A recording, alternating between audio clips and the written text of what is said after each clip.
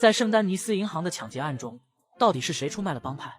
为了这一次的抢劫案，范德林德帮几乎倾巢而出，没想到却遭到了平克顿侦探的埋伏。此次行动，帮派可谓是伤亡惨重，荷西阿和兰尼先后中弹身亡，约翰被抓，最后达奇亚瑟几个人流落瓜马岛。那么，在这一次的抢劫案中，到底谁才是真正的叛徒？有3个人非常可疑，他们分别是麦卡、阿比盖尔和茉莉。咱们先来说阿比盖尔，当时他和荷西阿2个人一起制造混乱，以此来配合帮派的行动，但却中了平克顿侦探的埋伏。荷西阿不幸被抓，而阿比盖尔却能全身而退，确实他有重大的嫌疑。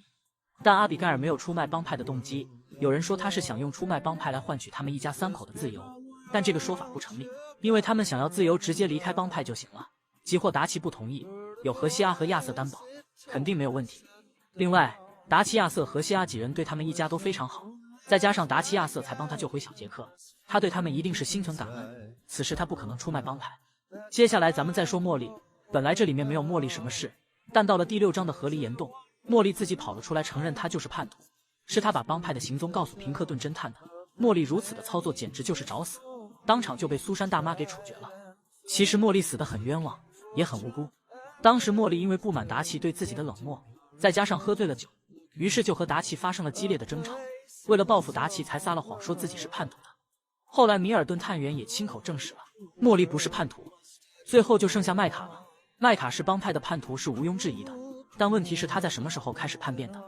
有人说是黑水镇大劫案，还有人说是这次的圣丹尼斯大劫案。确实麦卡有这个动机，但从结果上来看他都不是。帮派虽然在这2次抢劫中伤亡惨重，但对于大多数的帮派成员来说，最后还都算是做到了全身而退。就拿圣丹尼斯这一次来说，如果此时麦卡真的是叛徒，达奇他们怎么可能顺利登上游轮，最后成功逃离美国呢？我个人比较相信的是米尔顿探员所说的话，麦卡是从瓜马岛回来以后才做了叛徒。既然上面这几个人都没有出卖帮派，那么到底是谁出卖了帮派？个人认为麦卡做叛徒之前是没有人出卖帮派的，而是帮派不停的高调行事，才导致这一次行动以及很多次行动的失败。不论是第1章的抢劫康沃尔的火车，还是第3章针对2大家族的无数个苦难，都将整个帮派的行踪暴露在敌人面前。而来到圣丹尼斯以后，达奇更加疯狂，抢劫游轮，抢劫有轨电车车站，劫持电车，杀死黑帮大佬勃朗特。这一桩桩一件件，哪一起不是今天的大案？所以帮派最后抢劫银行的行动失败，也就不足为奇了。